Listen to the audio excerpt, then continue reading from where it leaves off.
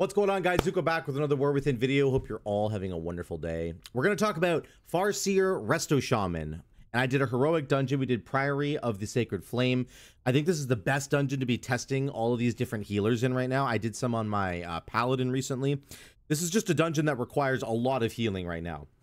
I don't know if it's just tuned higher than the other dungeons, but it doesn't matter. I'm happy about it because it means we really get to test our stuff, and you get to get a really good accurate feeling of what is going to be required of you when you're doing it. So let's look at the Farseer Resto Shaman. I think this is actually incredibly strong, and there were some very cool talents sort of under the hood that I didn't really understand how good they were until I really started playing around with this set. So number one, primordial capacity. They added in this additional tidal waves bonus. It did not exist when this tree initially went live, like, I don't know, weeks and weeks ago.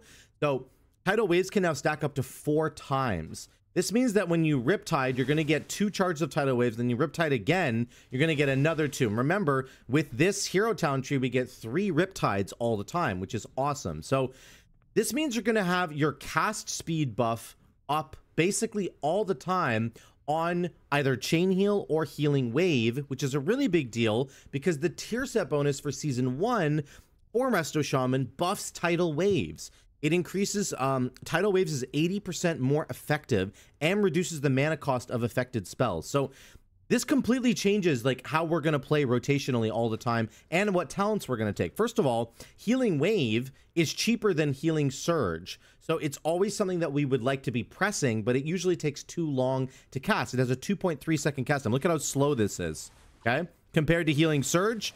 Healing Surge is pretty good. Now watch if we press Riptide. Boom. Watch my Healing Wave. Meow, meow. Look at how fast that is.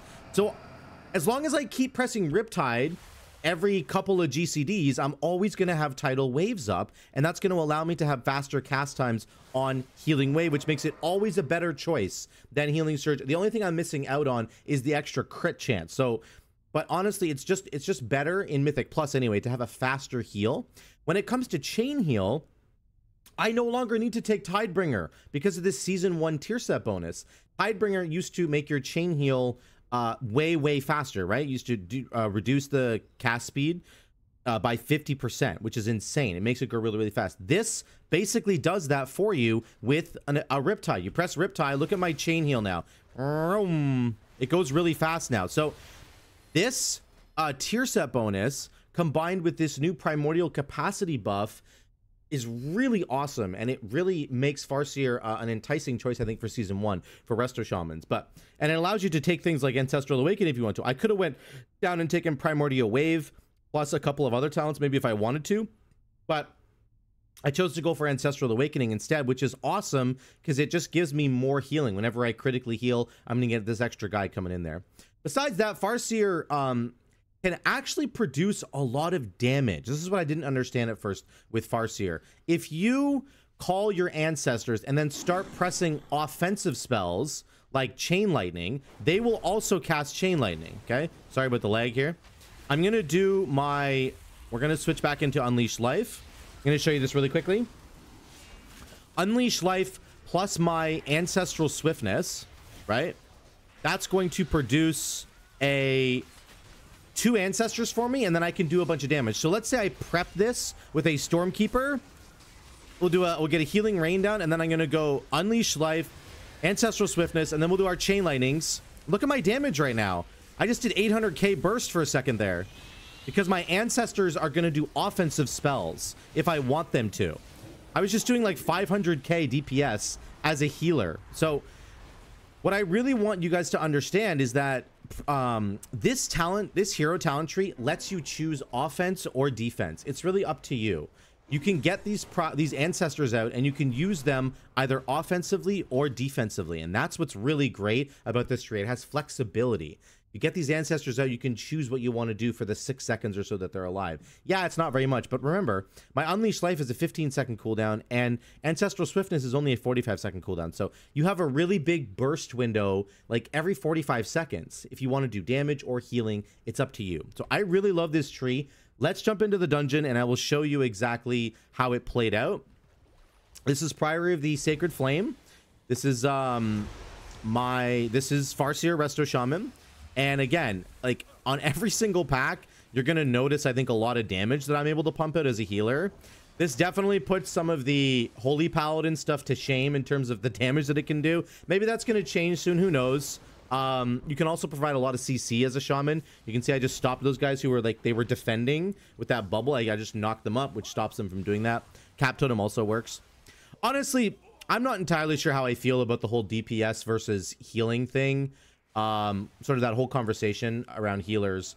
I'm a healer that loves to do damage. I really enjoy that a lot in all of my keys. But I know that there's some healers who don't want to do that. I know some of you guys just enjoy healing.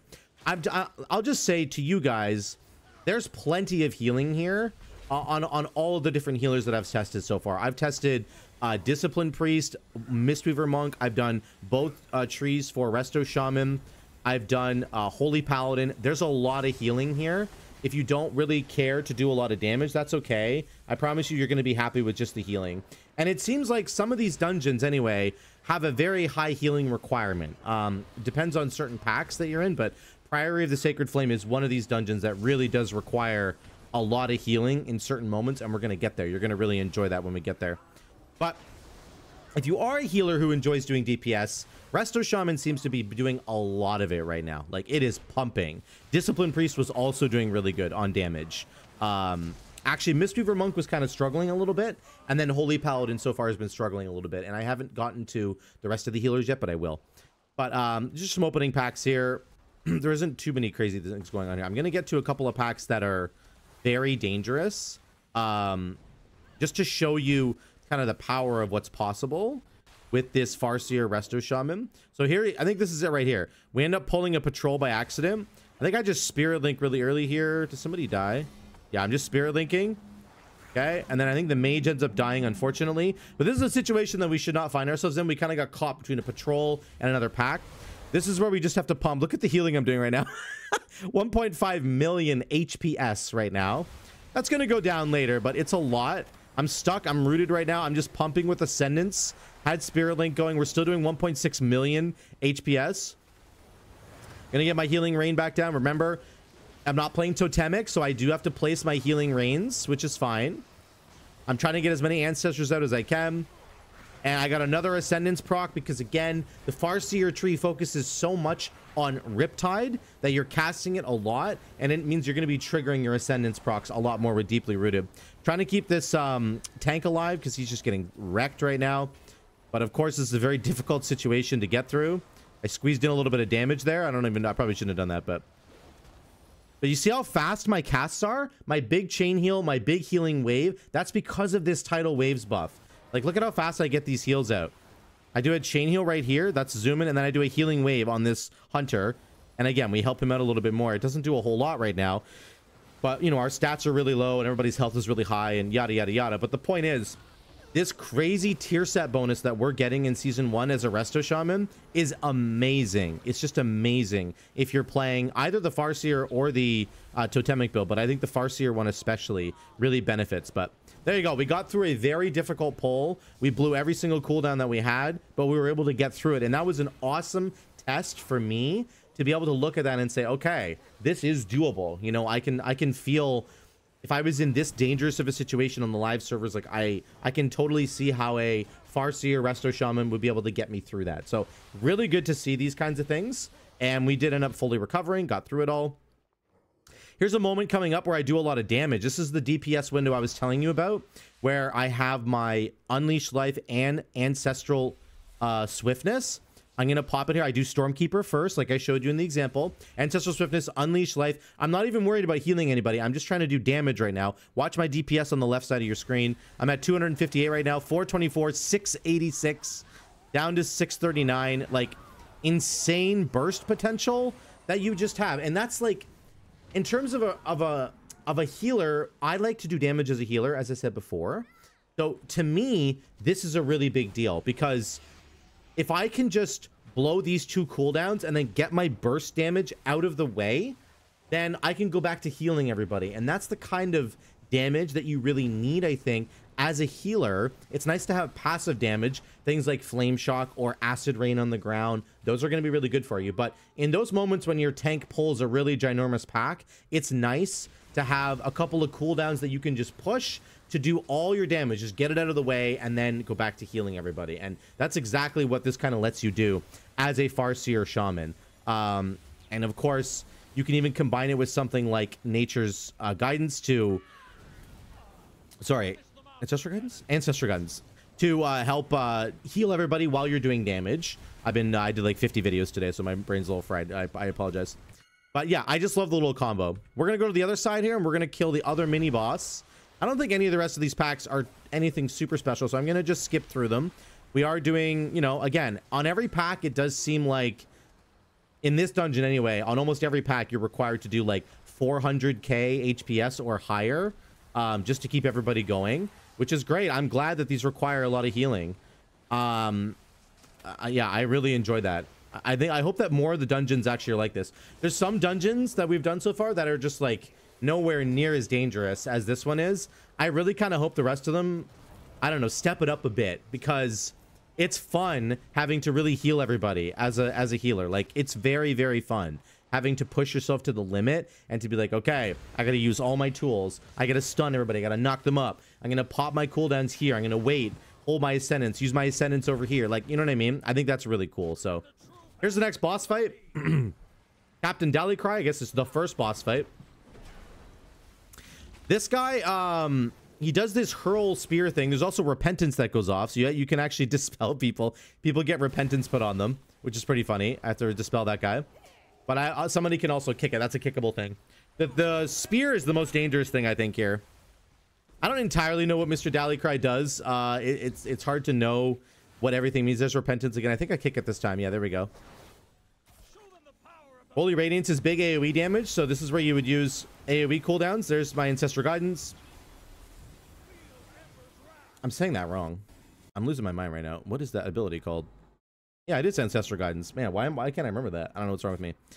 So we need big healing here, right? I combo this with my fast chain heals and my fast healing waves because of my tidal waves buff, which is really good. Again, you're just sort of every third GCD, you're making sure you press Riptide, basically, and it makes the rest of your spells just so fluid. They feel so good to just have a nice fluid spell cast going off all the time. I don't know how else to say that, but these guys die because we don't do the mechanics correctly. I don't even know what happened here.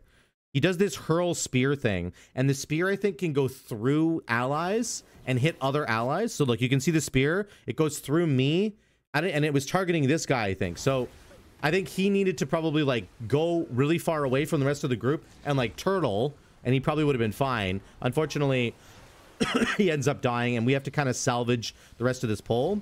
I think the hunter ends up dying too. Yeah, I forget how he dies here. Another hurl spear goes off. Anyway, the tank and I do end up finishing it. We get through it. It's all good. I had Savage Mauling on me, but we're good to go. Remember, whenever your ancestors die, they also give you a little hydro bubble. So you can see my ancestor's about to time out here. And there's a little hydro bubble around me. That's going to keep me safe. Over time, those bubbles add up and end up doing a lot of healing. They don't look like a lot of healing at first, but over time, they really do add up, and they end up being quite a bit of healing. Another reason I really love this dungeon is because I feel like this is kind of like the Algathar Academy dungeon of the War Within. There are so many packs of mobs in this dungeon where it's just like 10, 15 mobs at a time. Blast with uncapped AoE. Just go. Just smack them as hard as you can. And it feels really fun to play that way. Like, your numbers are just always going to be a lot higher on Priory of the Sacred Flame. And I feel like it's kind of got that Algathar Academy vibe, which I really love. So let me skip through these packs and get to the next boss. He's a lot of fun as well. Sorry if it's a little jittery there. There we go. This is Baron Baron Pike. He's very cool. He's got the paladin vibes. He's throwing out these hammers that spin around, and they will, if they do hit you a couple of times, then it's actually quite dangerous. So I get hit here, does a little bit of my health. You can see this guy gets hit. If this was on Tyrannical, those would be doing way more damage. So they're doing about 10-15% of our max health without any buffs at all. This isn't mythic. This is just heroic. So imagine if you had a Tyrannical Mythic Plus, this would be hurting a lot. So he has a couple of other abilities that he does, but he seems to have a small health pool. I don't know what it is about this guy, but he seems to die really quickly every time we face him. That's probably just gonna need some tuning, but the reality is he is a very dangerous boss, and he has some other abilities that spawn more hammers, and it kind of gets out of control by the end. But yeah, very, very dangerous there. This is another big pull. Again, lots of anti-melee mechanics here with the consecration on the ground. I had a lot of people in the comments being like, why can't we get a consecration like this as a paladin? I agree. I don't know why. I actually don't know why they haven't updated the paladin consecration yet, because that looks pretty cool to me. It would be neat even if maybe paladins will get to earn this in the new expansion. That would be kind of cool if Blizzard like put in an achievement for you to earn the new consecration effect. That would actually be sick. I think that would be a really neat idea by Blizzard. This final room in this dungeon has given a lot of parties that I've played with a really hard time, and I don't know what it is, but people just think they can pull like half of this room at a time, and they always end up doing it, and we always end up dying like repeatedly over and over and over again. Like, I'm gonna pump as hard as I possibly can here, but there is no way we're living through this. I'm telling you right now, we are all gonna die soon. Here comes the volleys going off. If people aren't kicking that, if people aren't gonna CC that, there's a very good chance that we're gonna die. Actually, I might get us through this. I don't even remember. Maybe we do get through it. I guess the mage is pumping, so maybe we do actually get through it. Either way, you need to be very careful when you're running through this section of the dungeon. You will pull way too much trash and you will die. That's the bottom line. It's very, very easy to pull extra trash. There's patrols that are kind of going around, like this guy and some other guys. When you fight these mini bosses here, or this one mini boss, sorry, Sir Braunpike, he puts this like ticking fire damage over time dot on everybody. This hurts. On fortified weeks, this is going to be nasty. But again, with the extra spirits that I'm getting, I'm casting my chain heals. They're casting chain heals for me. We're getting a lot of extra group healing. I'm going to link the back of us together here so that we can all die together. And then I start realizing we're in big trouble. I need to get another healing stream totem down. I pop my defensive. I'm just trying to like chain heal as much as I can right now. But again, I'm pressing Riptide in between each of my chain heals. So my tidal waves buff is always up, and it's making my chain heals really fast. Look at how fast those are. At the beginning of an expansion, our stats are definitely going to get squished. I think at the beginning of this expansion, you're going to have like 10% haste. So having this tidal waves buff is going to be so incredibly important, I think, as a Resto Shaman. I can't stress enough how amazing it's going to feel to have this buff in season 1. So we're able to push our way through it. We're kind of running low on mana, but yeah, we're able to get there, guys. Like, I think this Resto Shaman build has definitely got what it takes to get this done. So you do have to clear all the trash in this final area, or else they will join the boss when you start the boss fight. So as from what I've seen, you have to do every piece of trash in this last room, or else you're like in big trouble. Here's the last boss fight. This is Prioress Murpray. She's really cool. There's like a phase 1, phase 2 thing going on here. Phase 1, she's gonna put this big beam on somebody called Purifying Light. That's gonna follow somebody around. It's following the hunter around right now, and they're gonna have to keep moving and try to keep it in a puddle. And then once she gets to about half of her health, she's gonna go upstairs, and you have to follow her. She just jumped upstairs. Now, you need to get up there as quick as possible, and you're gonna see, I think people die because we don't get up very fast. If you don't get up there right away, the floor starts to catch on fire. You can see the edges of my screen start having these flickering flames going on, and she's gonna start pulsing damage, and the floor basically turns into lava everywhere else except for up here. So I think like Warlock Gates, Wind Rush Totem, Druid Roar, all those kinds of things are actually going to be really important to get up the stairs as quickly as you possibly can, so that you can just get settled and start doing damage, and then the healer can like get into their rotation and start healing everybody from this pulsing AoE damage. So that's the only real dangerous part of this fight besides the this beam that follows somebody around, and you have to be a little bit careful where you put the beam. You don't want to like run over your friends, stuff like that. Okay, so that's this entire dungeon. That's Priory of the Sacred Flame from a Farseer Resto Shaman's point of view. Let me know what you guys think in the comments down below about Farseer Resto Shaman. I think that this thing is actually fantastic.